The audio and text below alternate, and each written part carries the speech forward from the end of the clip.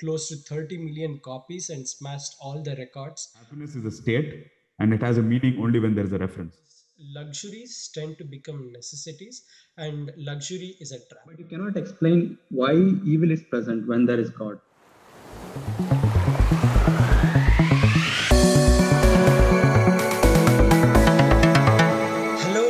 Hello, everyone. Welcome to our new channel. I'm Vijayakrishna Naganoor. I'm joined by Yashas Annadani and Akshay Hello. Jagadish.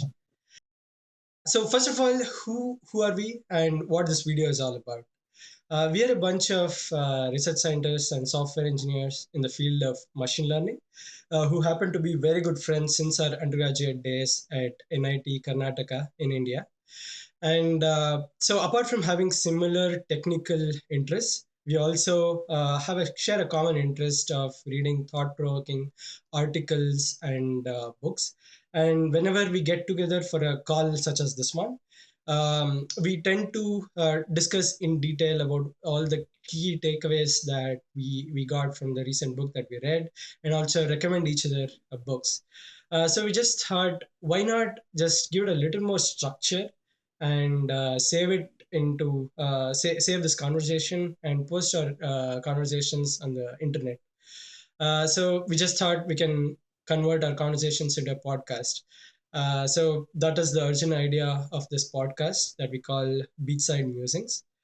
So do you guys want to talk about the format of the podcast and why we name our podcast Beachside Musings? Yeah, sure. Before I go into details of this podcast, let me say a bit more about myself. I'm Yashas, and I'm doing my master's and also researching in machine learning and computer vision. And when I was young, I was a voracious reader, but of late I've not been reading as much. But hopefully, through these discussions and podcasts, I get into the habit of reading the books again. And coming to the podcast, so the way we want to structure this podcast is that, uh, like one of the people among the three of us here would have read the book and would provide perspectives and personal reflections of the book which we are going to discuss on that particular episode. And yeah, there would be one more person, at least one more person, who would have not read the book and who would offer some of their own perspectives in response to what the person who would have read the book would say about that. And the idea is that as you audience who might have read the book or some of you who might not have read the book might feel engaged in this conversation which we have. And apart from that, uh, it's also like an open invitation to all of you to engage in the conversation through comments, or you can opinionate your ideas in the comments and let us know what we need to discuss in the future or thoughts about the book. So you might be wondering why we call our episode as Beachside Musings. So as Vijay mentioned that all three of us studied our undergrads in NIT Surathkal in Karnataka, and our university was blessed to have a private beach. So, and when we used to go runs along the beach, we used to have discussions on podcasts or books or any idea which we thought was interesting sitting down next to the beach. So this is our attempt to basically bring those conversations which we used to have to the virtual world. But I think I forgot to introduce myself. So I'm Akshay. I am doing my PhD in neuroscience. I just started in the month of April. And I think even Vijay forgot to introduce himself. Yeah, I am currently working as a machine learning engineer at KLA at Ann Arbor. Yeah, so right, that was our introduction, and so the book that we have decided for this week's discussion, the first episode of our series, is the Sapiens. Sapiens is a very popular book. So wherever I go recently in whosoever house, I see that Sapiens is somewhere lying around there in their bookshelves. So approximately it has sold, I think, close to 30 million copies and smashed all the records in the recent past. And I just liked even me, I myself and Yashas like the book a lot. So we just thought we can have a in detailed conversation of our key takeaway points and what we liked about the book. Yeah. Yeah, just to add to his point, so me and Vijayakrishna would, we have read the book and we would be providing perspectives based on what we have read from the book, also Yeah, what we have and experienced through our life. yeah, and I will be basically the person Yashas mentioned who has not read the book, but is kind of simulating the audience who would be interested in reading the book, but want to know more of what is there in the book, and also just to get a perspective of people who studied engineering and who have their own opinions on the things we mentioned in the book. Yeah, so all right, then let's start off with the very first section of the book. So, first of all, Yashas, why do you think this book has got the amount of fame that it has received in the recent past? Why do you think it's such a popular book and everyone is raving about it? Yeah, that's right. I mean, this book has been quite popular, and I personally feel that it's very popular because human history is a very vast topic, Mhm. and condensing that to a wide audience such that it is digestible to them is not an easy task. And I think in this book, Yuval Noah Harari does a very good job of it. And I personally feel that apart from that fact, uh, there are different parts of history which are not connected usually in the literature. For example, whenever there is a discussion of history, that's usually pertaining to certain time period or certain aspects of history. Mhm. But the I think real selling point of this book is that it connects disparate time periods and disparate aspects of history and presents it as a single unified piece of work. I Yeah. think that is like the main selling point. So it's definitely And not like how we studied in our school days, where we got like these snapshots yeah, of definitely different not. aspects of different history of historical events which happened in India. So that's what we studied. So this is basically trying to bridge the gap and connecting these things. Yes, so it starts right from the evolution of Homo sapiens in prehistoric times to Mhm. speculations and philosophical musings about happiness and humans being immortal and so on. So and also artificial intelligence taking over in the future. So I mean, it's a very wide time period.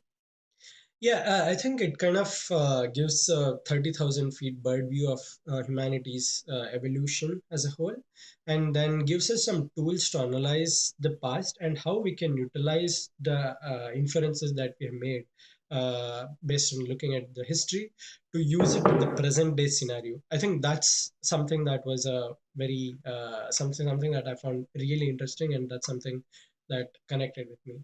Mhm. Okay, so let's start off with the very first section of our book. The book is brief, like in a top level, it has been organized as pre-agricultural, agricultural, and the modern day history. These are the three sections. So in the pre-agricultural section, he talks about how even before sapiens came into being, there were different species of humans that kind of coexisted, and straight away in the very first section, he burst the myth that I had that there was only one species of humans existing at one point in time in history. But what I realized was because of some theories or some reasons that he provides later in the book, sapiens were somehow that species which were able to survive for a longer period of time till now.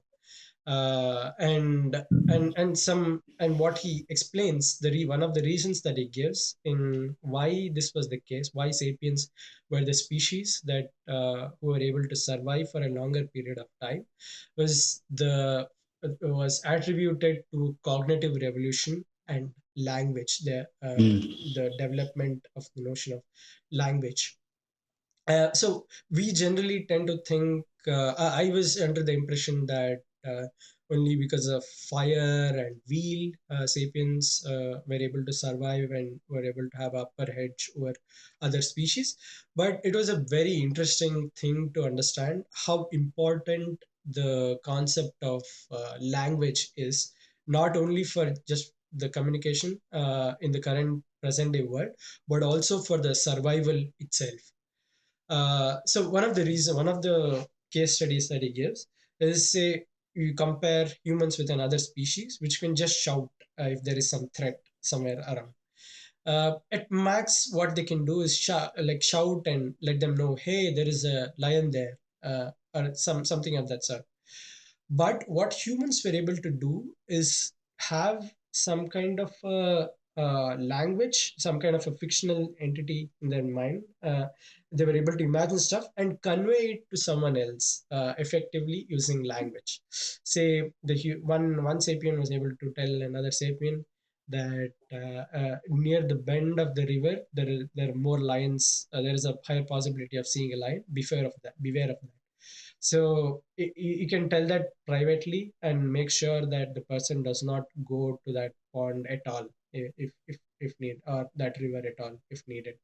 So the fact that we were able to communicate each other the threats and the locations of the food and all of those was a great invention according to me. So it's fascinating that like these basic needs or demands of evolution, right, of reproduction and survival in terms of having food has led to like these development of like culturally quite relevant things as language, as you mentioned, that ability to communicate not only real things, right, or just giving you an idea that there would be in the future or in the past there was a lion in that particular region, right? And communicating that, I can see has kind of played a big role in also ensuring survival over the long periods. It's quite interesting fact. Yeah. Yeah, as a machine learning engineer, I mean machine learning researcher who tries to think about the fact that how humans have this intelligent capabilities, we always try to think that we are unique in a certain sense, right? In terms of intelligence, and we try to replicate it in our model building and trying to understand our brains. And like Vijayakrishna mentioned, the fact that at one point of time we were not the only ones who were sort of able to do it is sort of interesting, just from like a research point of view. And the other thing is the ability to think in terms of this so-called counterfactuals, or ability to imagine, and how we can come up with language is also central to what machine learning is trying to do. And I think this provides a very good insight into history about what happened during that period, and how cognitive revolution was very crucial in untapping the real how do I say potential of what a human human brain and the information processing system it encompasses can do. Mm-hmm. Yeah, yeah. Also, I remember that when we had a discussion initially about the book, you really liked the concept of fiction and how we were able to convey each other. That's something that Yashas, you really like that concept. Yeah, yeah. Do you want to explain more about what you like there? Yeah, sure. I mean, if you think about it in a retrospective manner, it's interesting to reflect upon what the myths had played a role in how our history has played out. And one of the main, I think, aspects of it is that it has given rise to these hierarchies, which are not necessarily physical in nature, which are not necessarily part of true nature, but it is something which we have imagined. And this has been possible only due to the fact that we were able to imagine, and it was part of this cognitive revolution. And we can see a lot of these examples even in today's life. For example, uh, like things like churches and temples, they are nothing but religious myths. they're rooted in common religious myths. And then like the modern credit system and the economy which functions based on the credit system and the banking system is also based on the myth and the trust which you build with people. Yeah, yeah. And even like the nations which we have, the demarcations between geographical locations is not a physical aspect of the world. It is something which is in our brains. And this has given a lot of structure to how we function today. And why do we do this? I think one of the reasons why humans believe in a particular order is not necessarily because it's objectively true, but because believing in it enables us to cooperate effectively and to forge larger society. Because from hunter-gatherer era, there was already a tendency to come up in small pockets of society, and they were coalescing into larger societies. And there was this need of myth in this time period. Yeah, so adding on to that point, he also gives this example of comparison between bees and humans, where so the job that the bees do is gets honey from plants, honey from flowers, and then puts it into the beehive. So it's a simple task, and if the task of a creature is that simple, then it's easily genetically embedded. It can be easily genetically embedded. But if we have a network as big as that of sapiens that we currently have, it's not just enough to just have a genetic embedding in order to manage such a big culture. And we have to have set of norms, set of ideas which are all there in our physical, in our mental realm, and then convey each other successfully. And only then we will be able to function successfully as a society. And we have taken a lot of things for granted that these are going to be the norms, or but what this book does is reminds us, telling that these were all just our physical constructs, and these even though they Or you have mean been, mental constructs, right? oh, sorry, mental constructs. So even though they have been around and they have been helpful in and help has helped us to survive over such a long period of time, it's always important to question, because ultimately it's just everything that starting from law and order to countries like Yashas just mentioned. These are all some things that are just there in our head, and we can always question these collective myths, as he puts it in the book. I mean, Yeah. I had a random thought, given that, I mean, all three of us have our like a strong background in machine learning, right? That, I mean, you gave the example of bees, that the functioning they do can be encoded kind of genetically, right? And I mean, this also brings up this debate of nature versus nurture, right? When you're building an artificial agent, which you want to be intelligent, I mean, the definition is quite broad, that there are certain components which can be built in, I mean, which is analogous to DNA or genetic propagation through different species over the period of time. And then there is also this nurture aspect, right? And this nurture aspect requires the environment, and also acquiring these constructs, as you mentioned, like language, which was basically developed due to need of communication. That these are also some things we have to think about when we are working on these systems, and we want them to be intelligent. So, I mean, what do you in the case of machine learning models? What is nurture? I mean, updating the models, or what? Yeah, What I would mean, I think nurturing is kind of is like the tasks you give it to, right? So, I mean, nurture is basically giving it an environment to learn these things. And I mean, parallel which we have in machine learning is called meta learning. So, meta learning is where you have this a single system. Usually, right now, it's a deep neural network, and then this is basically trained in a bunch of environments. And usually, I mean, right now, the system is not able to generalize across very new environments, but yes, it can generalize to environments which are a bit different from each other.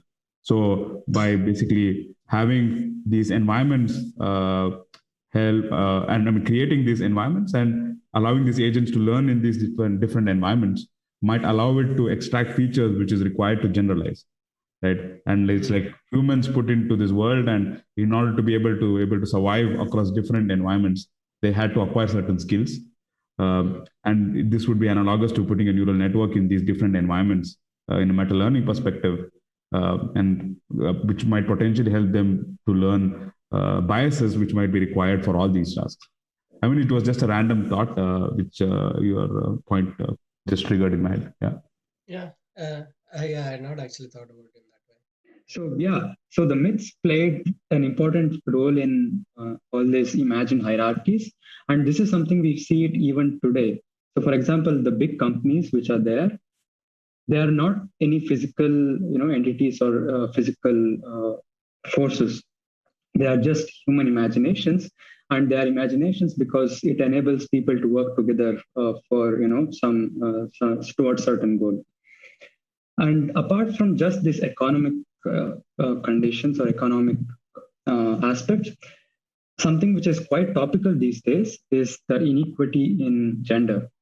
Mhm. So it's the concept of man and woman against male and female. Scholars usually differentiate the gender based on what chromosomes they have. That is, they mention them as male and female. But culturally,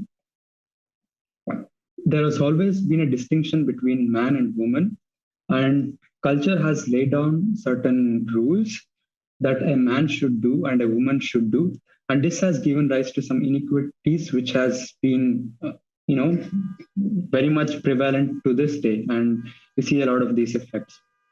Yeah, so I think adding on to that, so apart from the man and woman discrepancies, when these norms are the so-called myth, the collective myth, as it puts in the book, was framed, some communities or some communities were kind of dealt a poor set of cards, in a sense where in Hammurabi's law, or what he calls, it's a first known constitution sort of a thing.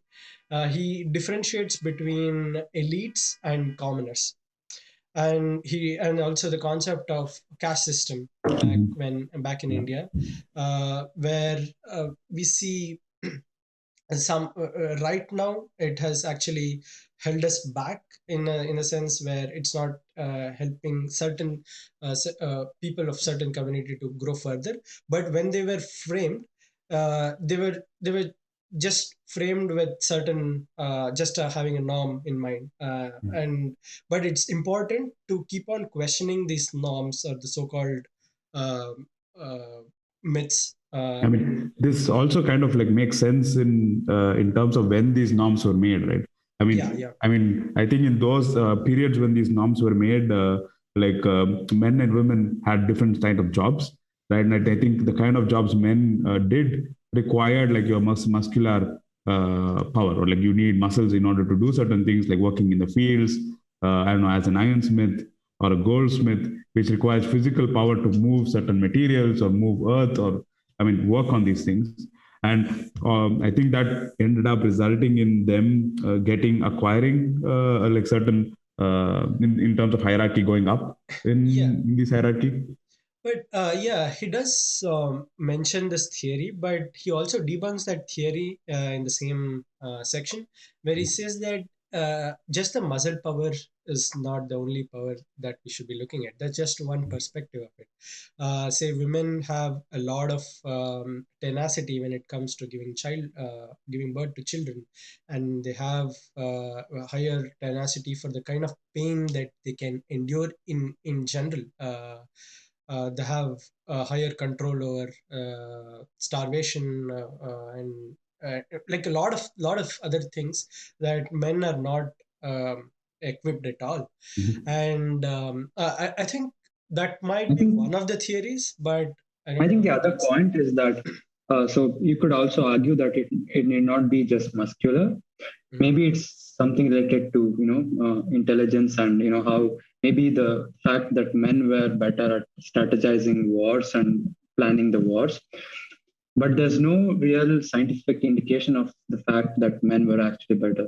It's just that women were more responsible towards other aspects of life, like taking care of the family and children, and they were not just involved in planning of wars or strategizing them. It's not the question of whether they were not good at it. They were given an opportunity. They could have had similar impact as men did, but it was just a situational thing where women had to take care of something else. And so I mean, from this is what we see currently, right? That we see that in our current period, why this debate is coming across, coming forward more and more often is because, I mean, now the kind of jobs we do require more cognition and like more cognitive ability rather than the physical ability.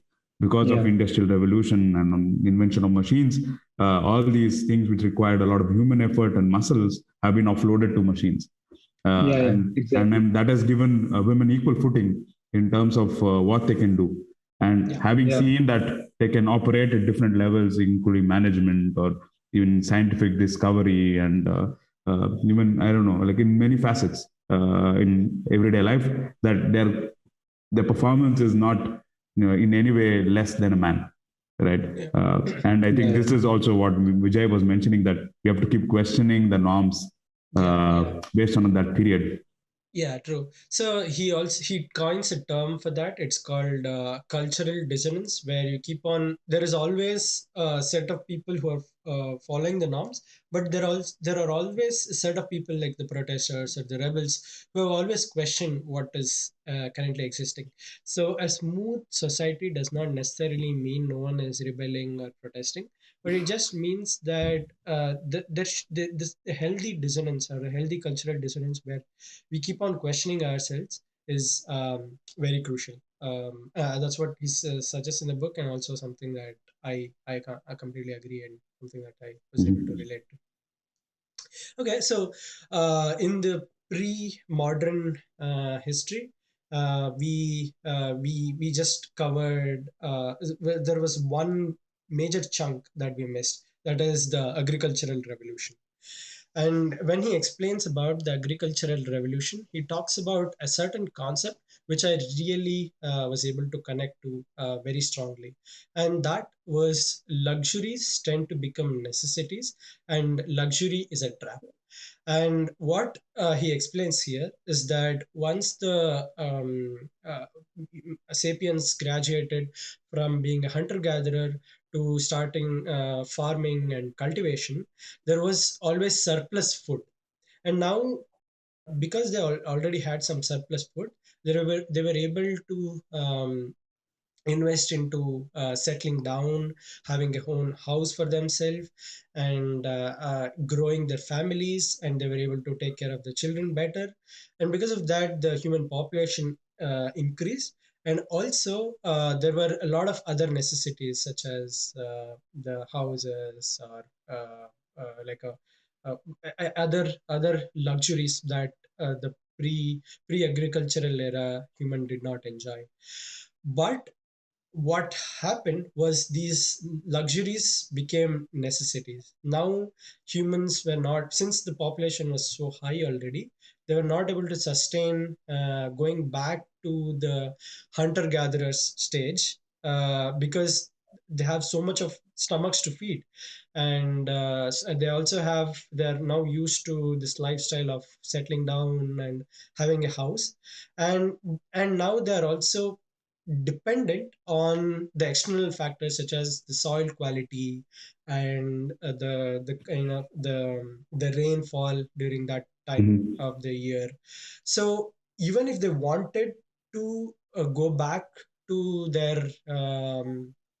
uh, their pre-agricultural era of hunter-gatherers, like a riskier lifestyle, because now they were depending on a lot of external factors such as rain and soil quality and all of those things. They could not, because they already had luxuries, and it had become necessities. And what Yuval does is he draws a parallel between the present day world and the past. which I really was able to connect to, in a sense where he explains the youth generally tend to be very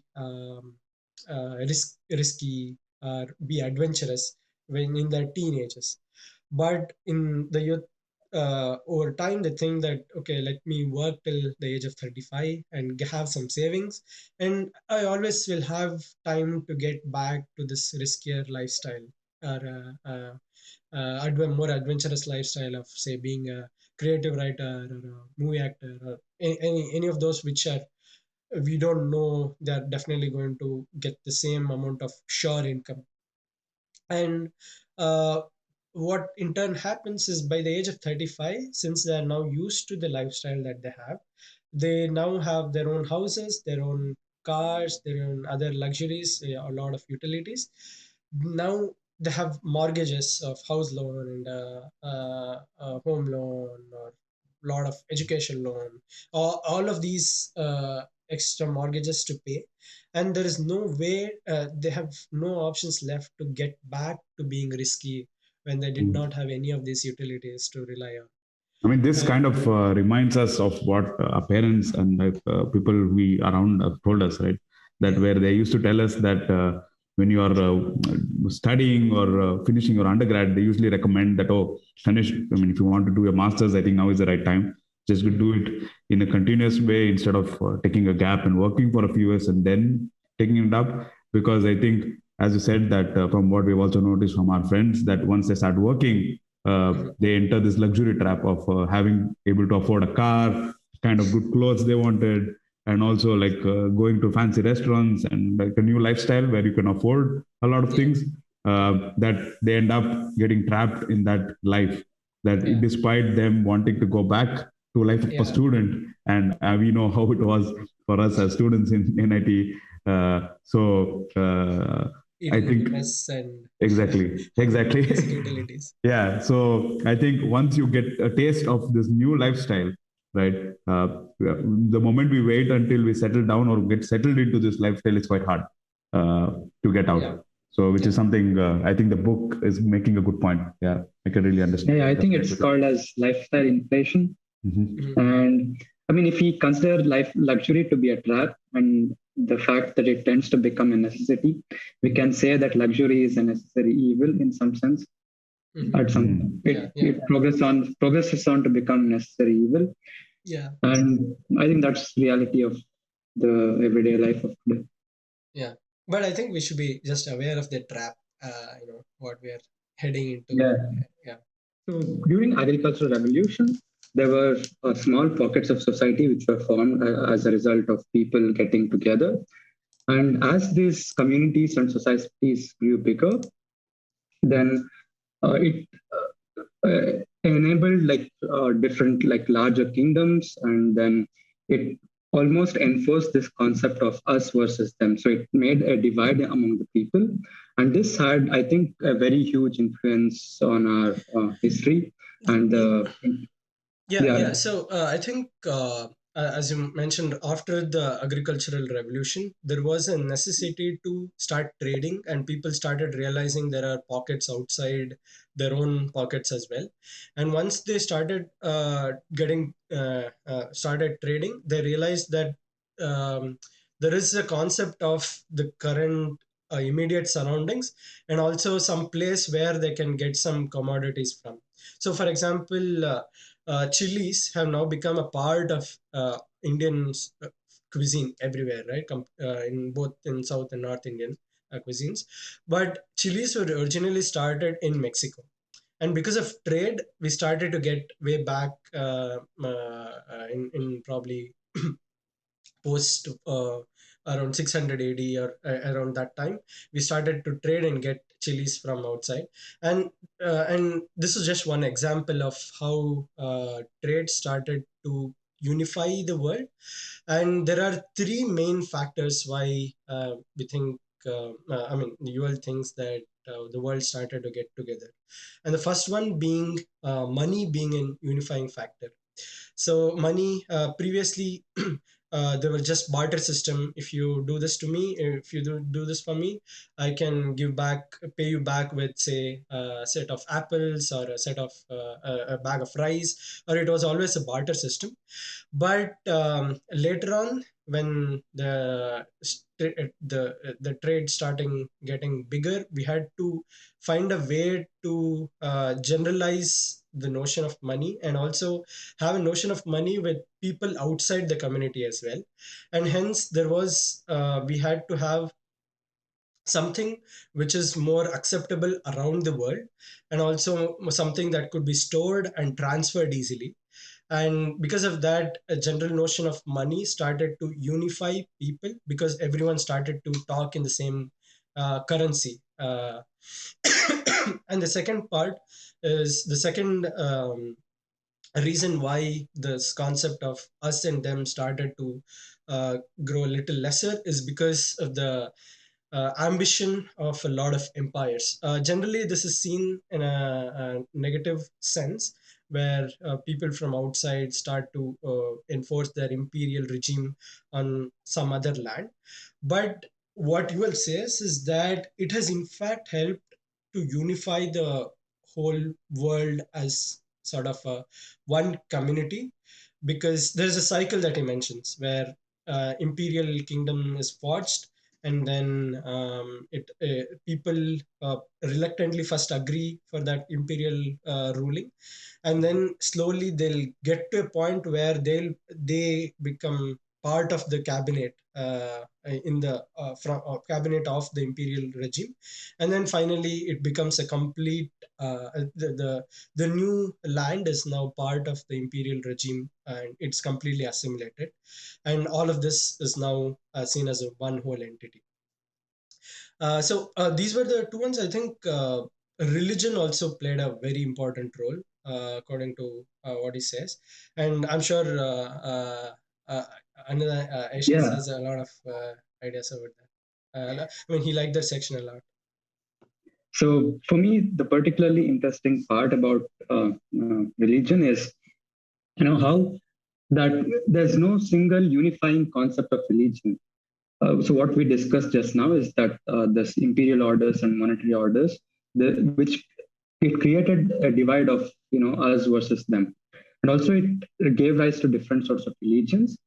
And it's interesting to think about how there are different forms of religion, which are basically instantiations of having a metaphysical entity called God, and which is based on morality. So in the book, Yuval mentions about different forms of religion, the different ways of organization, and so on. And one thing which I found very interesting and sort of a takeaway is that monotheism, which is based on a single god, which has a god as like a moral being, Mhm. that explains order, but is mystified by evil. It cannot explain evil. The ones which are dualistic in nature, they can explain evil, but they are puzzled by order. Yeah. And this is like a logical contradiction in some sense, because if you want to logically solve this, both of these arguments, there's only one proposition you can agree upon. That is, there is one God who created this universe, and he is evil. Yeah. Oh, Yeah. this is quite fascinating. Yeah. So, and I mean, and I think even in logic, like I think from a philosophical perspective, logically explaining God is still, a very widely debated topic. can you expand a little bit when you said that monotheism explains order, whereas when you say that when you have a dualistic perspective where there is a good and evil, you say that it's puzzled by order. So what do you mean by that? I didn't get that. So it's because you have a single God, and the God is moral. Like the God basically lays down what is good and what is bad. Mm-hmm. And if you follow that religion, basically, if you're following that path of morality, then you have a certain order by what you're following, right? Mm-hmm. I mean, and So also, you're calling rules as orders, is it? Yeah, norms, any norms. Any norms. Okay. Yeah. Okay. And that, which is fine. I mean, like the entire universe is behaving according to a certain rule, or you can, for the current purposes, let's call it a rule. And you can explain that because you can say, okay, there is a God. He has defined what is good, what is supposed to be happening, and it is happening. Mhm. And if you follow them, you know follow the thing by meaning to say that for trying to do good things, you can get sort of uh, benefits according to those good deeds you do. Okay. But then it does not explain what is the evil which is causing the uh, different bad things to the universe. So if God was really good, Why would you want? then why would he have allowed bad evil things in the first place? Mm. So you can explain that order, but you cannot explain why evil is present when there is God. Mm. So, In I a mean, you're saying monotheistic, that if God was also the source of creation, and he defined the rules by himself, whether and if what is he good is and evil. moral, and if he defined what is good Yeah. and bad, Okay. So, and if so he wanted to morality. be good to all the humans and nature, which is his creation, and if he is really powerful, it is very much under his control to prevent all the evil which is prevailing in the world. Yeah. Mm. Why would you want his subjects, or why would you want people to suffer because of that? Mm. Yeah. So, I mean, so I think prior to when monotheism became a thing, I think polytheism was also very popular in, like, say, for example, in places like India. And so I had a notion that polytheism actually involves multiple gods, but something that I realized over time is across culture polytheists also have a same, like, believes in one single power, but it started to but they have different contracts with different sub gods. Like, say for example, if you want money, you worship some god. If you want better education, you worship another god. If you want rain, you worship another god. So they have a contractual obligation with different gods, but they still believed in a single power. But it became such a entity of their own, and communities started to just rely on one god for the whole, say, land. It became a religion of its own, and then that's when monotheistic religions started to be more prevalent, and that ended up almost the concept of bringing in the concept of humanity as a whole, and bringing people from different pockets of the world into the same umbrella, and the concept of universal brotherhood, and the concepts like that. I think one I more mean, aspect of religion is that I mean, this is an interesting thing to think about because most of the religions are based on the belief of a superhuman order or like some sort of a metaphysical entity. There are also like religions, and I mean, the definition of religion is not necessarily that there should be a metaphysical order. It could be, it could be based on different natural laws, or it could not necessarily define something as like a god. I think that is also mentioned briefly in the book. mm, And what I think is interesting is why most of the prevailing religions are based on God. I In mean, a wait. sense, could you explain? Like most of the religions which are still prevailing today Okay. are still using God as the main, uh, Yeah. I think that boils down, from my perspective, I think it boils down to a lot about morality and how we would like to, like humans have a very much, internal tendency of how we want to be in this world, like how to behave, and some of it is by evolution. For example, it's always considered good to take care of your kids. That's by evolutionary instincts. And even beyond that and surrounding that, we want to be involved, or we want to be, in a certain behavioral manner, and that can be enforced properly if there is like a proper metaphysical entity and like sort of morality which is defined, which you could enforce based on this metaphysics. We also need kind of this entity because if you say a person came up with those rules, right? In the end, you need a source for these moral principles. And Yes, yes. if you say if a person was the source of this, most people would disagree. It's like, why would he be the authority to do this? That is why I think for a long period, state and religion was really coinciding quite a lot, right? Like the king Yeah. and having a ruler and having a priest were a big part of many kingdoms, because you also needed these laws. And by saying that the law came from the king, sometimes might not be agreeable, because people would just say, okay, who is he to make the law, right? But then if you attribute the law to like a superpower, so people would tend to agree that, okay, there is this person who's even above the king or like above everyone else, and which makes it maybe egotistically much more easier for people to accept that, okay, like there is something above us and he is giving us those principles that we need to follow. Then saying, go on, Vijay.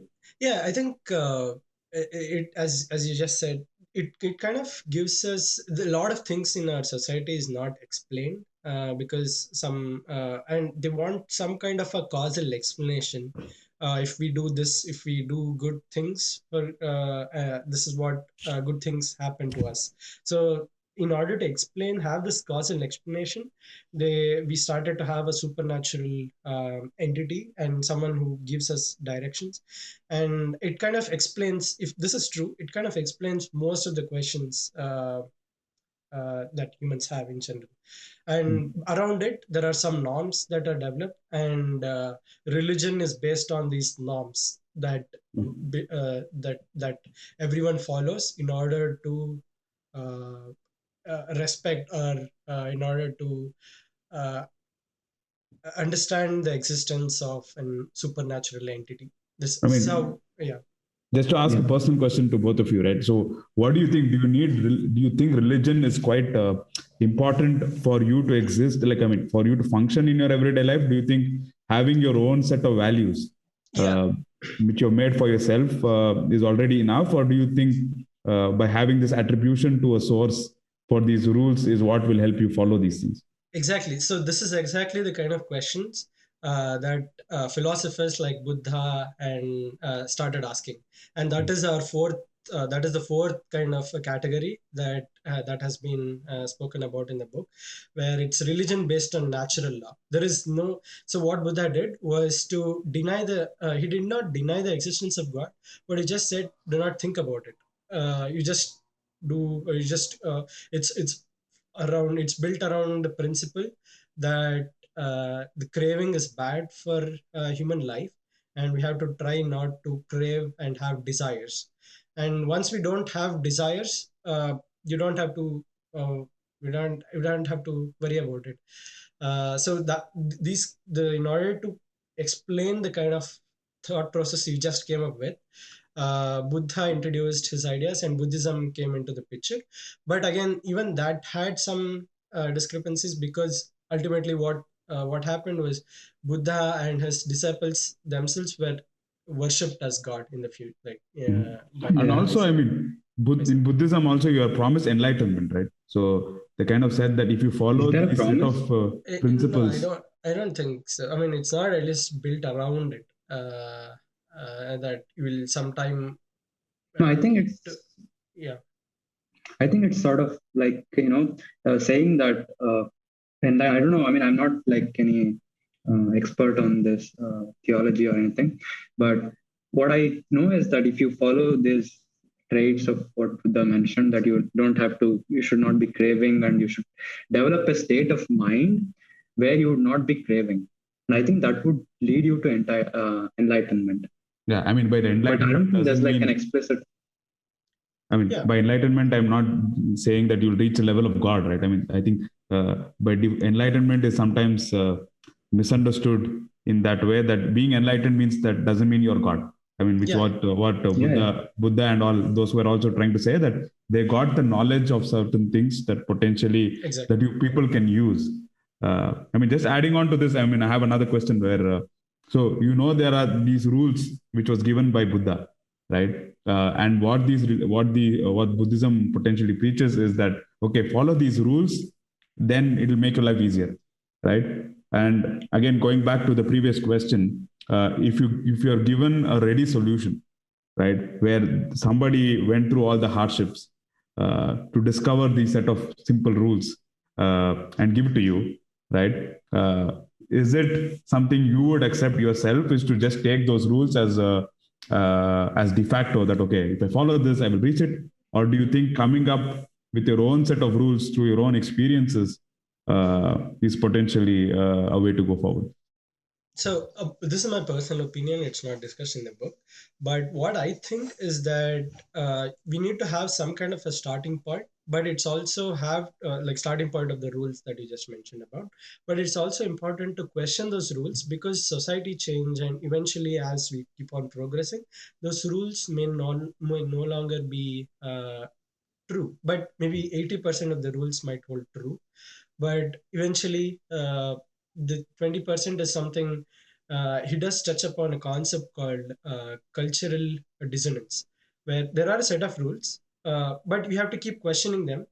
And say, for example, the concept of any concept is not always true. It does not hold true for across the globe, across time. It's a time. It has a time and place. And once we have missed that time and we are at a different place, then we have to update our update our set of rules based on what we have come up with. So you're just so what you're suggesting is like taking these set of rules as your starting points, maybe irrespective of which religion it came from, or which, I mean, depending on where you're born, I think that will probably detect what religion you'll end up following, and then through your experiences augment or maybe remove certain things based on. But again, it's these are my rules, not well researched. This is something that I have got out of my life experience. But there could be multiple perspectives about what is right. But if we do this, there is a disadvantage that I find that you have to constantly keep on thinking about updating this rules. I think one of the problems is that when like religion was let's say founded long back, whenever it was founded, and the rules were laid down, the rules were basically mentioned that they were almost immutable because it was given by God. But I mean, because we have the benefit of hindsight, we have like thousands of years of history about what has happened by believing these rules. We have realized that it is not necessarily immutable in the same sense which they had supposedly mentioned them. Yeah, I mean, many religious textbooks are still something which has never been, revised, right? So people mention, I mean, in textbooks in science, we keep updating based on the knowledge we get. And if you look at any of our historical textbooks, whether it comes to Hinduism or even in Islam or even Christianity, I'm not aware of it. Maybe they have done a few things that it has not been updated, given the lot of scientific knowledge that we have gained over the years, and some things which we feel culturally, as Vijay was mentioning, that it's no longer relevant. Yeah. I would say so. But again, as I just spoke about, there's if we have to keep on put our onus of updating the rules on ourselves, there's a lot of our brain power being used towards these updating part, and it might not be able to. If we have a set of rules clear in our head, it's easier to follow them and keep on keep proceeding. And that's how I think many people would argue why we can just continue with the set of rules. But again, it's a big it has taken approximately 3,000 years and we still don't have a right answer. So I don't know if you can come up with that. Yeah, I mean, in the end, I think it's not about probably coming up with the right answer, right? I think it's more about having a discussion. Most of the time we stop having discussions because we think, oh, we'll not come up with the right answer. So I think having these discussions is how we will lead to a right answer. Because maybe you will come up with a new point during our discussion and that will evolve in your next discussion. But yeah, I mean, something I feel is that it's good to always have these discussions. Otherwise, I think we will end up sticking to the old rules or whatever which have been given to us. And also as a group, maybe you will have a valid point for a given rule which I might think is obsolete. Which you might have, in your experience, have said, oh, okay, it actually has a use case, which I might have not thought about. But yeah, anyway, it was nice. Yeah, so in the later half of the book, Yuval starts to give some kind of tools and ways of analyzing history, and so that we ourselves also can analyze history and use it to deal with the understand the present day scenarios. So one of the beautiful concepts that he explains is about the fact that history being a two-level chaotic system. So let me explain what this theory is. Say, for example, uh, we have stock. There is some oil prices are going to some machine suggests that the oil prices are going to rise below above $100 after a week, and currently it's at $80, and everyone thinks that the oil price is going to rise above $100 after a week, and then everyone who is buying the stock or buying oil will end up uh, getting more and more oil and more stocks related to oil related stocks, and then the stock instead of going up after a week, it starts to go up right away this week itself. So as I think as machine learning scientists, it's a very fascinating problem to look at this history as a two-level chaotic system. Because I'll give you an example where consider you're trying to predict whether you have to take umbrella to work tomorrow or not. In order to make that prediction, you make like you take into factors such as, is there depression in air, is there humidity, is there is how what is the amount of uh, uh, like the wind speed, all of these factors, and using this you conclude whether it's going to rain tomorrow, and just say that it's going to whether you have to take your umbrella or not. That's just a one level chaotic system. You just take in some factors and then make the prediction. But when you have a two level chaotic system, the actual output actually depends on the reaction to the prediction of the output. Like in the case of stocks I just explained, you assume if in case we predict that it is going to rain tomorrow, our reaction to it is not going to affect whether it is going to rain tomorrow or not. But in the case of history and in the case of stocks, is one of the examples, we see that it's a two level chaotic system. Say for example, a dictator realizes that there is some unrest in the citizens, he'll end up putting a lot of military power across the border or across in the within throughout the country, and because of that there won't be any unrest at all as a result of it. So history in general, we cannot look back and everything looks obvious in hindsight, but in when we are trying to make predictions, like in the case of history, it's not that obvious because people's reaction also matters and changes the outcome itself. I mean, so in psychology and cognitive science, there's a notion called theory of mind, uh, where in theory of mind, what you're trying to do is you're trying to guess the reaction of the people with whom you're interacting with. So, for example, I mean, just in stock prices, this is quite used. I mean, this is used quite often. Where now, when you're investing in a stock, you're trying to also understand what would be the reaction of the people based on the news you have, right? Because all of you will get some news every week that, okay, the quarterly, this was the growth, right? And then when you're trying to invest, you can't just invest based on this news. You also want to invest based on how the others will react to this news. Yeah, yeah. Right. And then the thing is, theory of mind is not just here, it goes one more level, right? So it's like there are other group of people who would react to how the first group of people would react. And then they would invest based on the third level. Right. Yeah. And I think there are many studies. I mean, this also goes into the realm of game theory, which is also trying to understand reaction of people. That they say that usually when you look at the third or the fourth order of what would happen in this level, in this multiple levels which you mentioned, that turns out to be the final. I don't know, like the reaction, the final reaction in terms of where it ends up, where the system ends up being.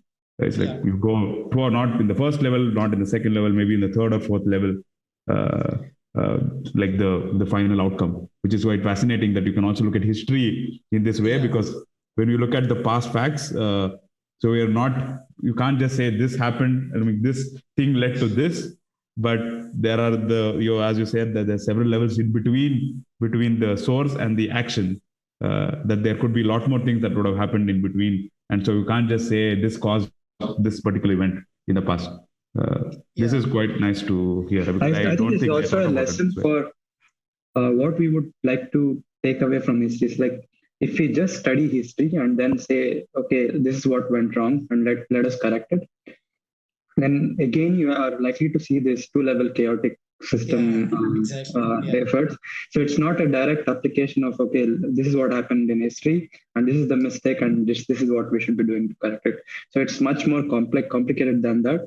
And that is something which is also mentioned. So what you're suggesting is that also another fact, right? There are multiple levels, and also we can't really say a single source for one particular event, right? There could be. I mean, this is also what you see in these when you are talking about several worlds in terms of physics, right? When you say that there's parallel universes. When you're trying to say you want to change one event and you think, okay, it'll change in the other. I think more or less what happens even if you change this one event, there are so many other things that are happening. You will probably end up getting the same future in the outcome, but just through a different means. I mean, I think we can have an almost separate conversation, like a podcast on this, given that you have done so much research in the cognitive field, and Yashas has been working on causality, where what happened and what was the reaction, and because of that, again, the outcome changed.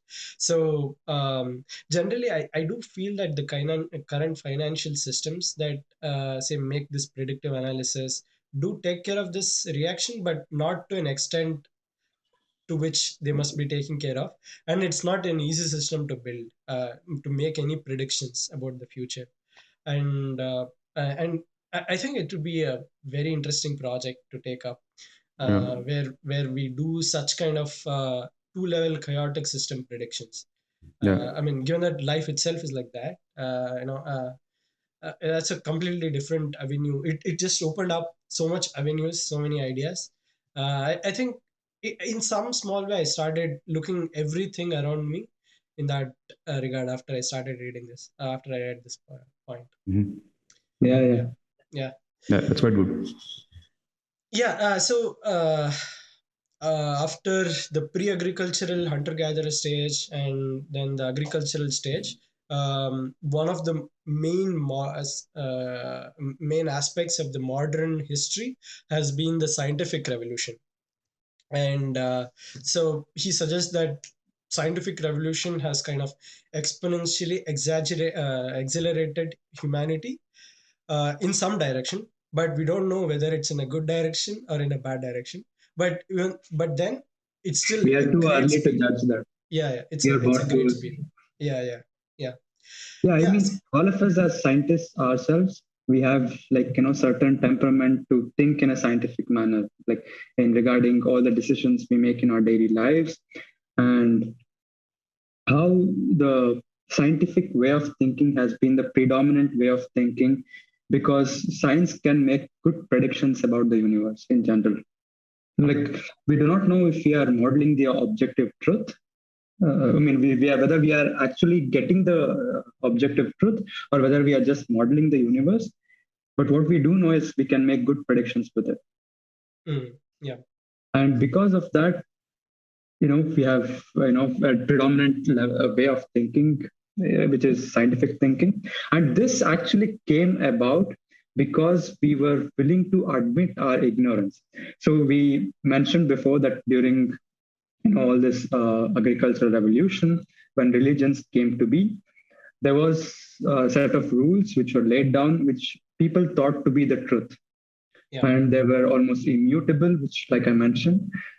But when all these kingdoms, they wanted to expand and they wanted to get more knowledge about the new territories, they had to do more than rely on what they knew from the religion. So they had to admit their ignorance and put on the hat of this inquisitive nature. Yeah. And this is like the most interesting part because I mean, especially me, I've been like much invested into research, and scientific thinking has been like the central theme of my day-to-day life. So Yeah. what is your So opinion about it? Because you're also like in science domain. We have been basically doing our yeah. bachelor's together. Yeah, so the concept of objectivity that you brought up, I think that's something we have to use in our everyday life as well. In a sense where if you don't know something, just we have to say that we have to understand the fact that not everyone will know everything. We have to accept our ignorance, and that is the first step. And one of the most brilliant examples, I mean, something that I really like was how people started to treat scurvy. So previously, if you just thought the diseases were given by God to us, then there was no solution. Just that the God happened to have his wrath and that person, and then he is deceased. So there is no solution to it. We have to accept that there is no solution to it. But accepting that we don't know how someone has this disease, what is the reason behind this disease, will open up an avenue to go and look for the solution to it. And I think approximately in 1500s, they started to do some research about eating different kinds of fruits in order to solve the problem of scurvy. And they just realized that eating a lot of vitamin C, like a lot of oranges, and taking oranges along with them during Like citrus any food, basically. any citrus food, help them to travel for longer destinations in ships. So previously there were a lot of explorations which had failed, not because of the sea being very risky, or because of the challenges that the sea posed, but instead a lot of sailors had this disease of scurvy because of vitamin C deficiency, and just taking oranges along with them solved the problem. And just having that inquisitiveness, instead of just accepting that this is something that have been blessed with, or just taking it as a rule, opened up a lot of avenues. And he says that this is such inquisitiveness is what actually helped European to have a kingdom across the globe. Uh, Mm. it's not just it's not just the willingness or the ambition of conquering the whole world, but instead it's also about being inquisitive, and going seeking knowledge. Mm. Um, yeah. I had a random talk regarding this. Mhm. I mean, this also ties back to the religion conversation we had, right? So, Mhm. do you think that by being inquisitive or questioning, for example, a disease, and you mentioned quickly that scurvy could have been thought of as a disease which God basically gave the person got the disease because God was unhappy with him for Mhm. so and so reason, right? And do you think medicine and trying to solve these things is also kind of, are we trying to question the notion of God? Because then you're also kind of saying that, okay, God wanted this guy to get whatever. Mhm. And then we, by trying to come up with medicines for these things, is kind of, I don't know, you're saying that you're intervening in terms of what he wanted this person to get, right? Yeah, I mean, yeah, it's sort of a big old debate of science versus religion, right? But what we are at a society is where we know that certain things are not explainable yet by science, but also that doesn't mean that we accept whatever uh, uh, we accept whatever fate has been down upon has been given to us as an fruit of what God has given to us, but instead accept that we have we don't know something, and go in search of going seeking knowledge. So yeah, again, I don't have a straightforward answer for the question that you asked, but this is what I think about. Mhm. Yeah, so the another important aspect which helped the scientific boom was also the economic setup that we generally developed over time, and that the economic setup is based on the fact that we have to trust our future. So something that I always was inquisitive about is, say, when people invest their money into stocks, somehow all 90%, approximately 90 to 95% of them at least end up with a 5 or 10% interest every year. And how is that possible? Because if there are two companies and there are finite resources, then if one company does better, the other company should do worse. And 50%, assuming 50% of them have invested in both of these two companies, both of the companies, at least 50% should lose money and 50% should gain money, right? So, and so what I realized after reading this chapter was that we don't have to think that the resources in this world are finite. Only when we have finite resources, it's a zero sum game where one person gains and one person loses and we lose money. But instead, we just have the trust in the future that we'll be able to develop resources out of thin air, some come up with some things that have never existed, we have never seen before or never existed before. There is always a scope to growth. And it's a win-win situation. Like the resources keep on growing, and if we trust in the future and take credit, so just build the infrastructure right away, having a few trust in the future, we can always keep on growing. So Yeah, also related to this point to the growth is that because of this capitalism, where growth was the main driving factor, mhm, uh, so the scientific revolution and the progress in science went hand in hand with the capitalistic let's say society.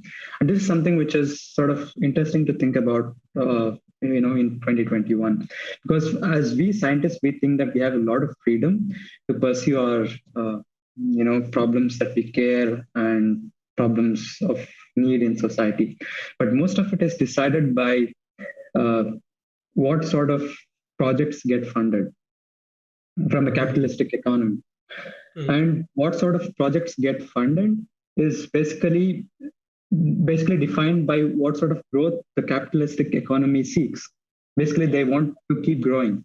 And this is like the interaction which I find very interesting and also very relevant to what I do. I mean, I think this probably goes more towards the industry-based funding, right? I think in pure basic research, which is what I mean. Yeah, No. even in the public funding, it's not a charity in the sense that okay, they don't give you the money just to pursue any sort of problem you are interested in. It's funded based on some military interests or larger public interests per se. So I don't agree with what Akshay told. It need not, even in the industry, it always depends on the scope of growth that is there. So, say, for example, you're working in a much unexplored field of neuroscience and cognitive science. And the fact that people are investing into that is because if we'll be able to tap into a resources of the resource being a brain, which we have not tapped into before, and it's it will open up a whole new avenue. Mhm. So if we just keep on fighting within the current set of resources, current set of avenues that we have, it's a zero sum game. But now people start investing into future, and the future being the fact that you are able to invent something for something related to brain, would kind of open up so many avenues, and all that investment that they are doing right now will be that is what you can call as credit or investment in the present. So credit enables us to build the present, so they're enabling you to do something, and with the trust of the future. the fact that you will develop something, they will kind of give them the confidence that it will all those investments that they have made currently will be repaid back once there is a new I mean, innovation. what I was suggesting was that was not that you should not invest, or the point I made was Yashas said that there is a relationship between capitalistic society and how science is functioning, right? Yeah. And I wouldn't say that's yeah. What he was suggesting that the kind of projects people end up doing is kind of determined by what the capitalistic society wants. I hope that is what you were trying to convey. Yeah. In a large sense, yes. Yeah, so what I was suggesting is that, okay, if there are a few institutions which are not in this capitalistic regime, and those are where, at least for what we get funded from, because we get funded from the government, and most of the projects we do are not something which has immediate outcome in terms of the capitalistic perspective. Yeah. So you need to have like some socialistic, or like more, as you said, what VK was suggesting was that building on the future or banking on the future, that there'll be new avenues that will open up. And these, by funding these kind of researchers, which might not be in the immediate period, it might not be giving you like a good enough outcome. That investing in this will open up a new. I mean, it's not like how do I put it? It's not a question of the timeline. I mean, there could be projects which could be much longer in duration in regards of when you might get it, but it's like majority wise, it's driven by some sort of expected growth on some time horizon. It might be long, it might be short. Yeah. I think like it need not be like a capitalistic society, whatever investments need not actually be a short term. They don't expect a short term return. So only the ones that very successful ones are the ones actually which invest in a long term return. So currently, if that's a whole point where you're taking credit, take immense amount of credit, and enable the present. With the fact that maybe even after 50 years or 60 years, if we are able to get back the returns, and the returns are in the order of say 10,000%, that's a great return if you think about it. So I think one example I can give is, maybe this is not the best example, but suppose if you want to pursue some crazy idea in pure mathematics, which has no obvious or immediate or even long-term benefit, then it's much harder to get funding for that. And also, if you can count the number of people who are working on such a thing, I think it would be handful at best. But if you, on the other hand, if you compare that with people in, I don't know, computer science, neuroscience, and all the other related fields, it's just, I mean, you can't even compare these two different sorts of things. And I think that is largely because of the expected growth, which is part of this capitalistic society. I think one point which Vijay mentioned, something I think which probably I misunderstood for some time. I think when we think about capitalistic notion, maybe we think that it's only we are investing for short term, right? And I think you were suggesting that, okay, doing a capitalistic investment doesn't mean that you are expecting return in the short run, but you're investing so that you'll get a return, and the timeline could vary. It depends on the company or whatever, or whoever is investing, the philosophy of that person as to what is the timeline is. But being capitalistic in that way doesn't mean that you're awaiting immediate outcome. Exactly. I think that's a good point, which I think kind of missed when I hear about capitalism. You tend to imagine that, okay, you are looking for immediate outcomes. So that's the point that he was trying to make. Give credit. Credit enables the present with a trust in the future.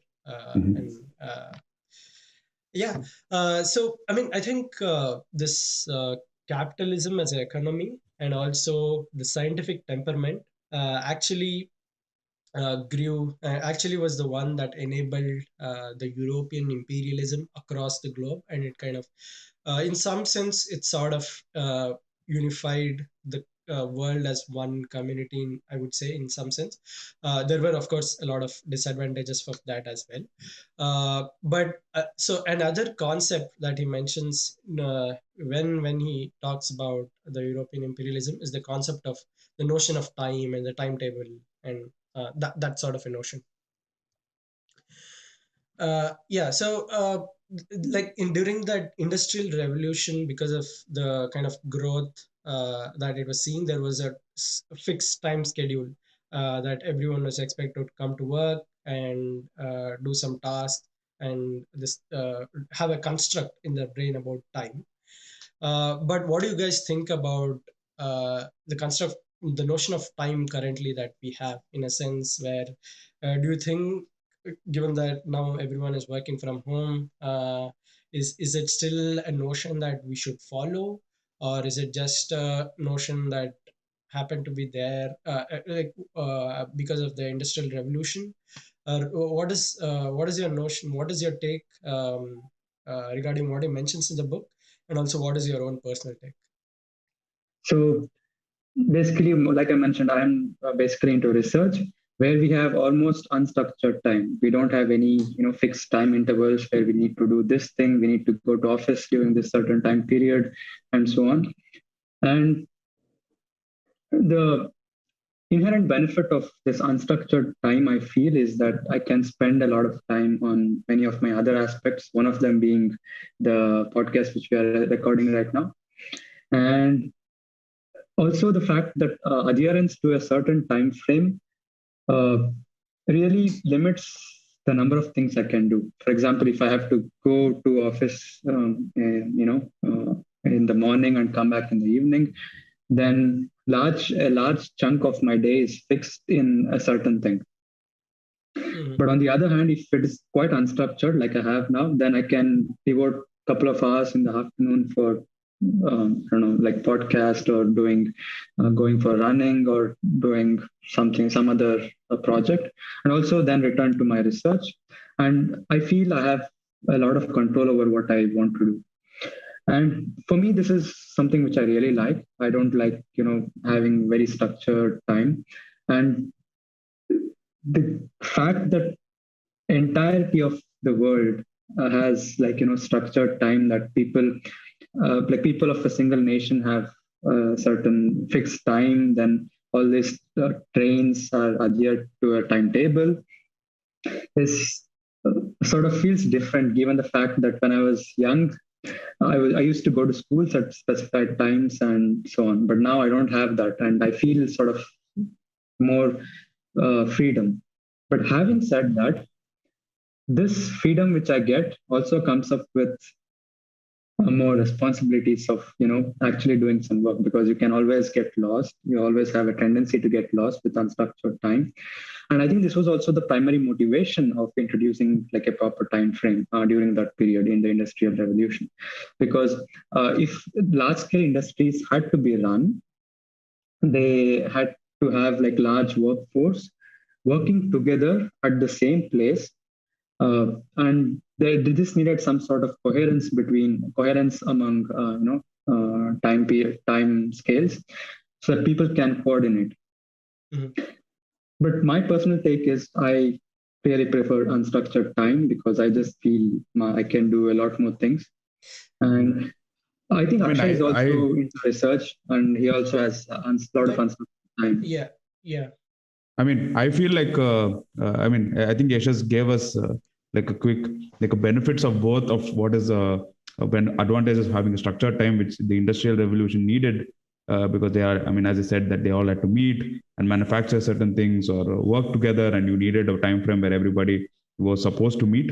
And unstructured time is what we do in research. It gives us the flexibility to reorganize our life in such a way that maybe in the afternoons, I don't know, maybe you want to learn how to do punting or like boating, right? So in my city, there's a river that goes through, and people can learn how to punt the boat. And those things you can only do it in the afternoons when the current is a bit slow, or also when it's sunny outside. And if you had like this completely structured time, right, like 9 to 5, you'll probably not have a chance to take up these things in particular slots. But also, I think there are benefits of unstructured time, especially when I'm now working, collaborating with the people in the US, and they have a different time zone and they are working in different hours. But when you're collaborating, it's nice to have like a frame, like a period of time where both of you are available, so Yeah. that you can work together in that time frame. So I don't know. I think a combination of both unstructured and structured time is probably the best way to go. I don't know. What do you think? Yeah, I think for a very absolute sense, we still need a concept of time as such, because say if there is a train going from say Germany to some other country nearby, whichever, like say Switzerland, and if we have a time of it leaves exactly at 14:30 here, everyone should have a similar notion of what that time means. So in an absolute sense, when it comes to communicating with each other about say national news or public transport, we still need the concept of time. But I was the one who I experienced kind of a mix of both worlds, in a sense where I was before the pandemic hit. I was going to office at exactly at 9 o'clock, and then going back home at 6, and so on. And there was a structure. And then soon after the pandemic started, there was a I started to work from home. I could work say late till 7 or 8 o'clock. So there was the time was more of something that how I would handle it. But I did realize, in general, it would be helpful in a structure of time, like having a structured timetable.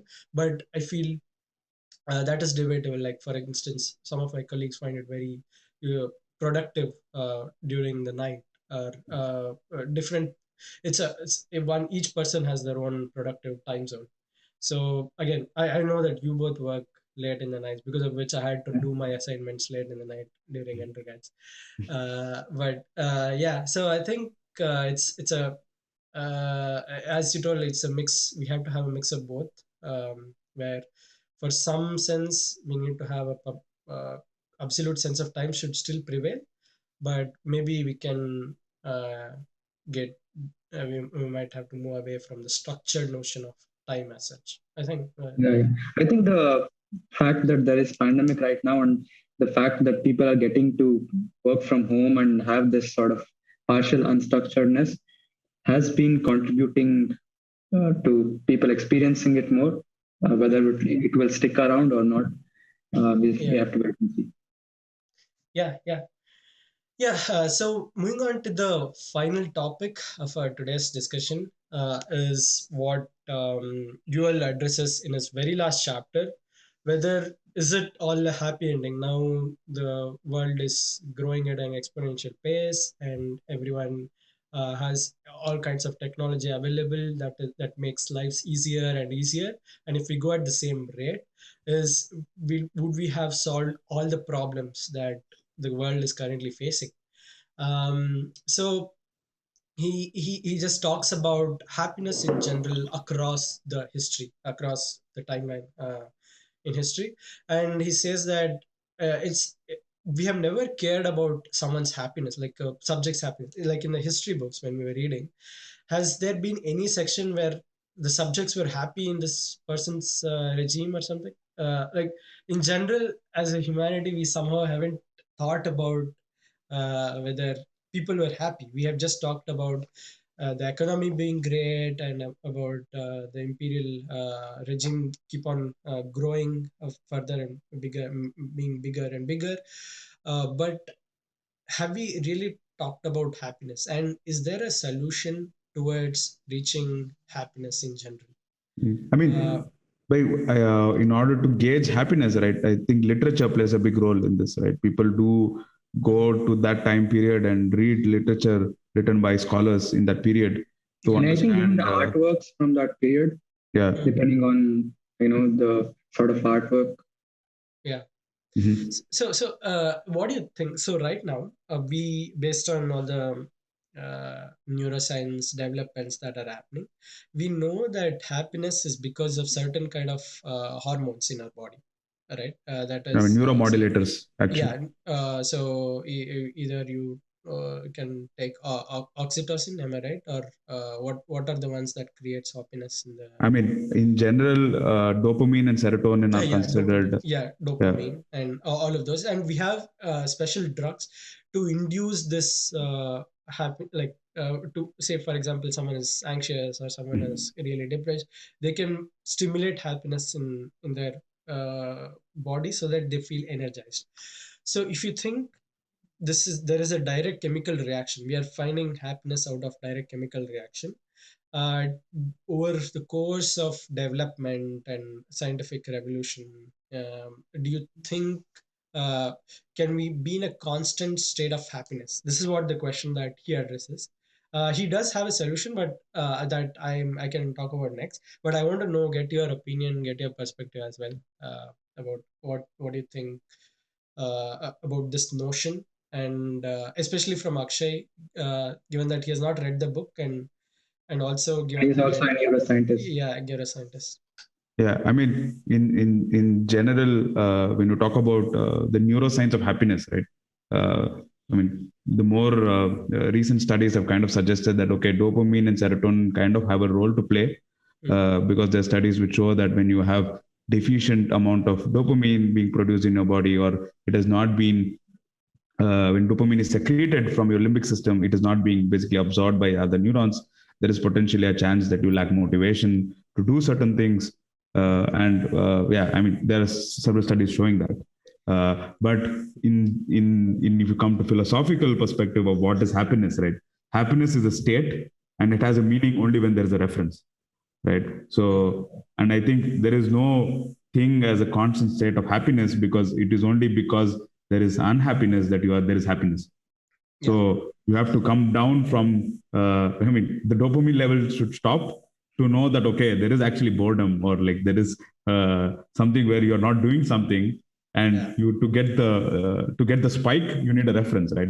I mean, that's how neurons work. It has to reach a threshold. I think this is then like similar to, yeah, sorry.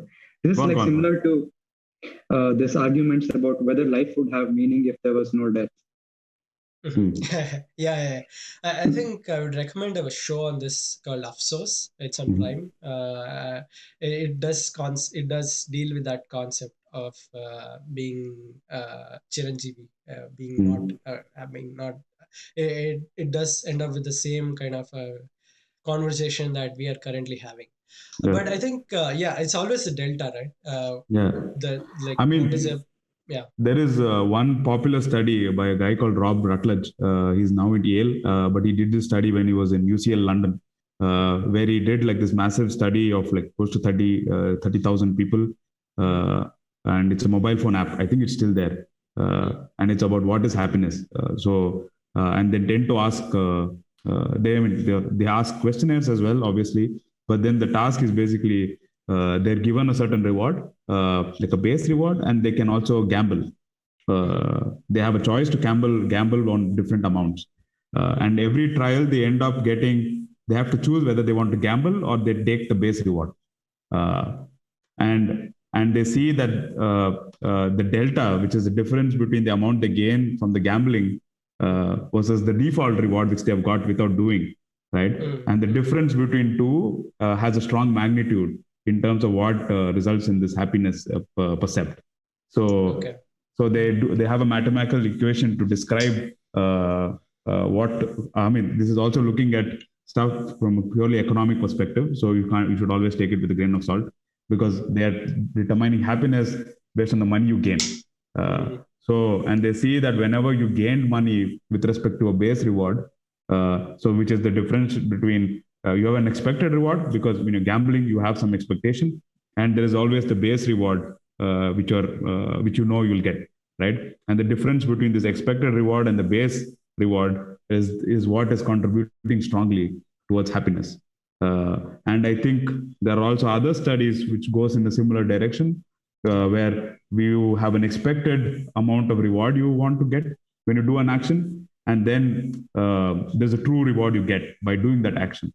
And there are studies actually done by my professor with whom I work with, where he shows that the difference between the expected reward and the actual reward is what is correlated with the dopamine firing.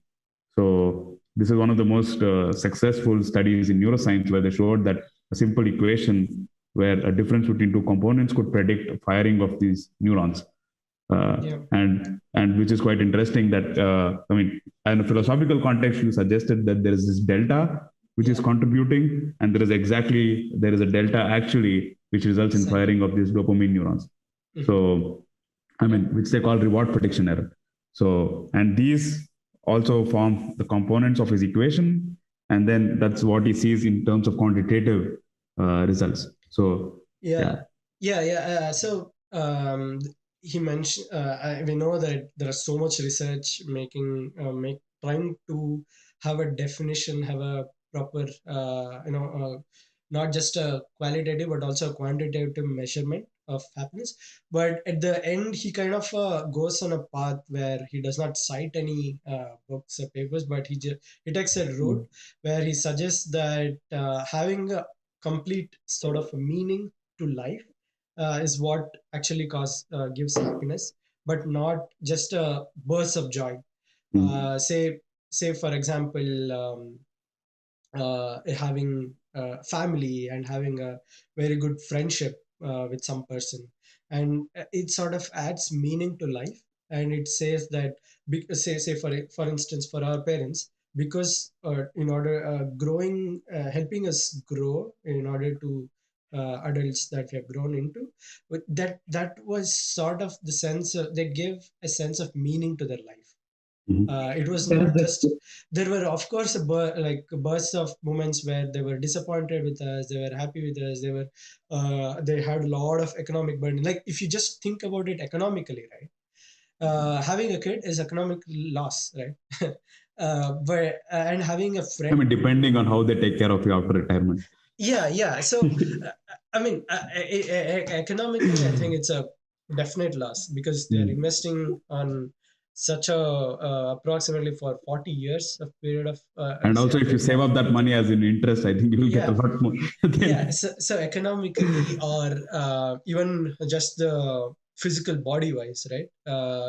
Not having to give birth to anyone is kind of very stress free, just for the physical body as well as economical sense.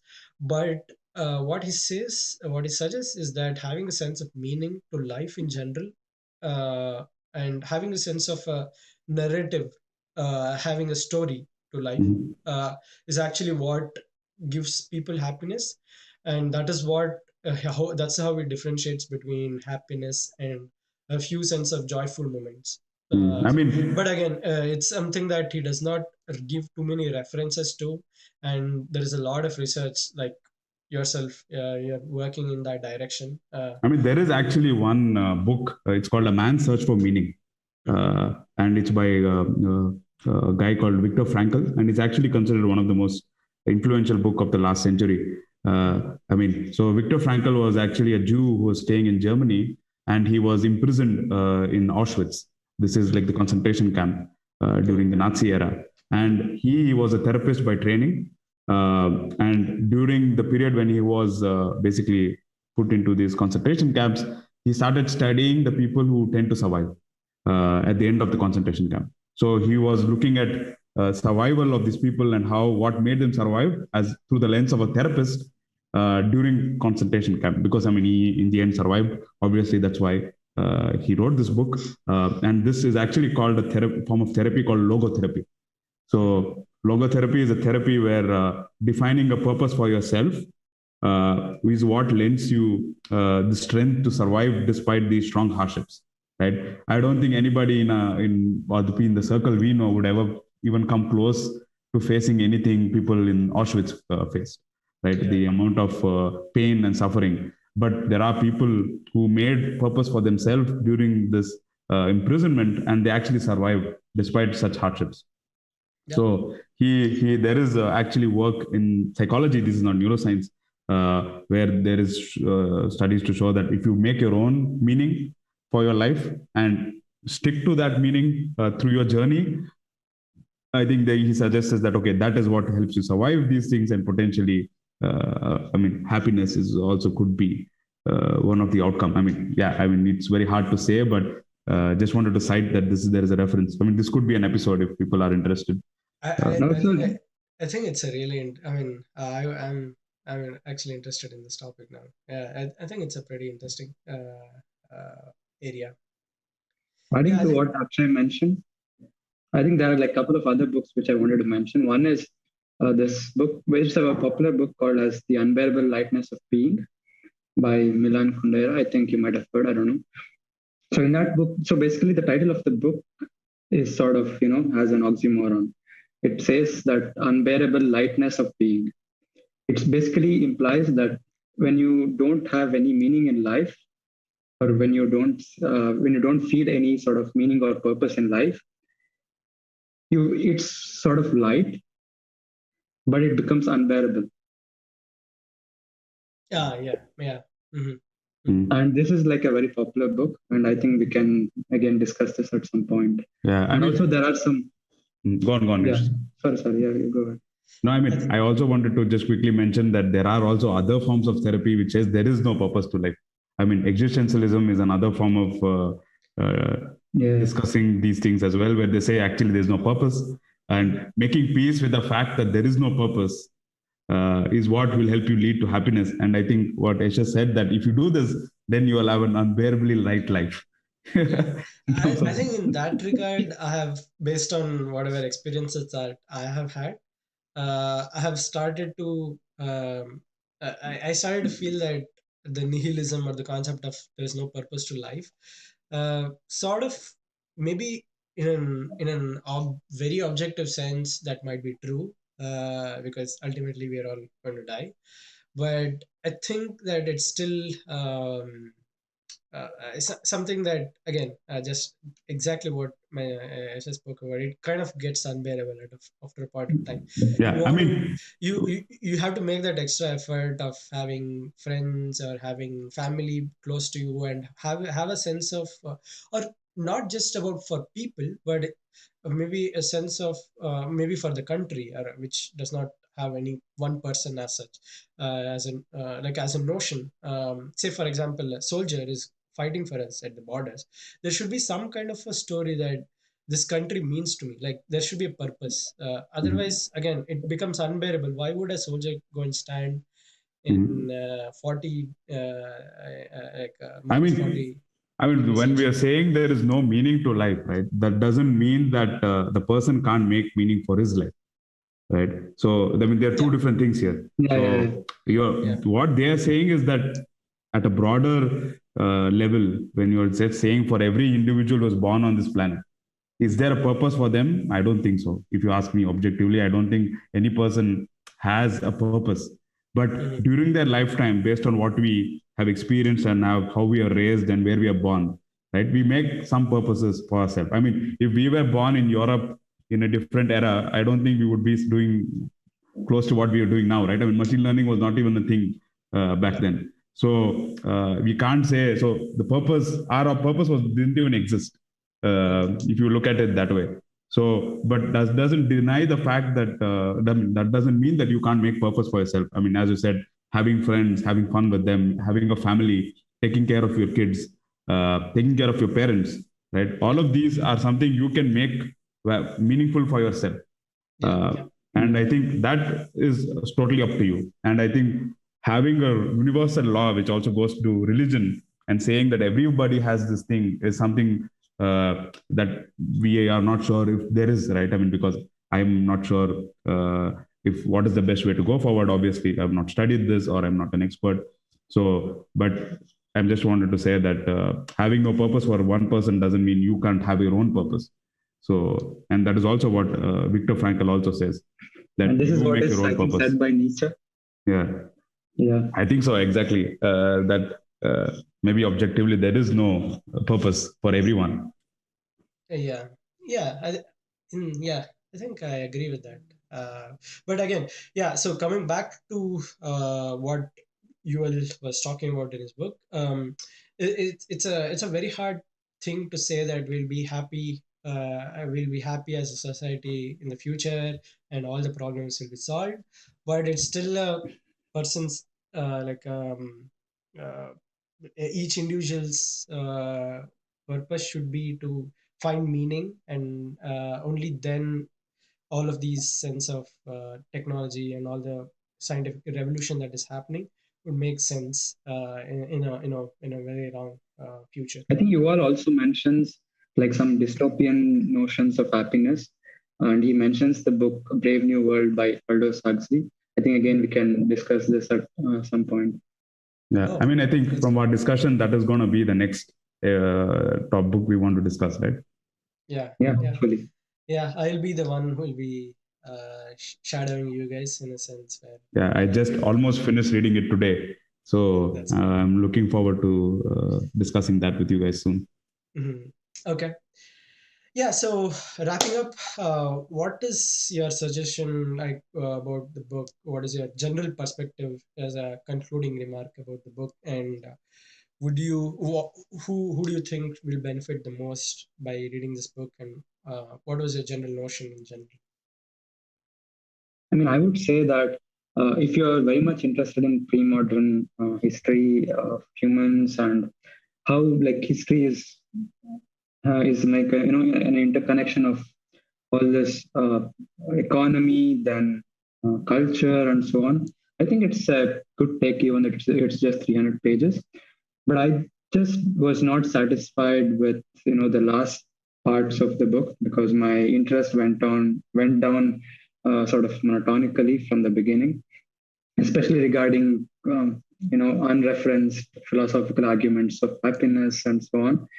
But if that's not what you are interested in, and if you just want to know other parts of history, I think it's a great book. Yeah, I don't know. I did like the second half of the book, contrary to what I just told. Because I know, as in objectively speaking, the book itself does not provide enough evidences, but it would have been a lot more rigorous article, a scholarly piece, which would not be accessible for people uh, across different domains if he had been slightly more academic or very scholarly.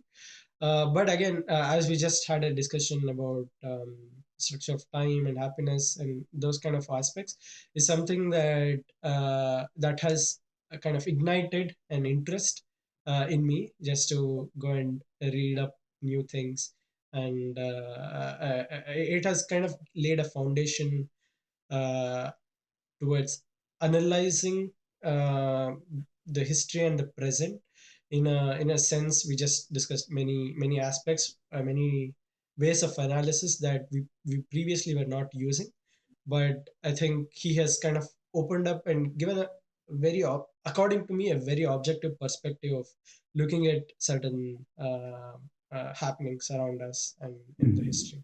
I mean, I feel this book has kind of, as we quite quickly mentioned early in the episode, right, when we were talking about how we look at history as snapshots, right? From the things you guys mentioned during our discussions, I just feel that this book is lending context towards these snapshots, Mhm. that these are not just discrete events which might not be connected in some way, but there are like a theme that is developing over time, and looking at these snapshots with the perspective of the theme will probably help you get a lot more of these snapshots than you would have just read of the snapshots individually.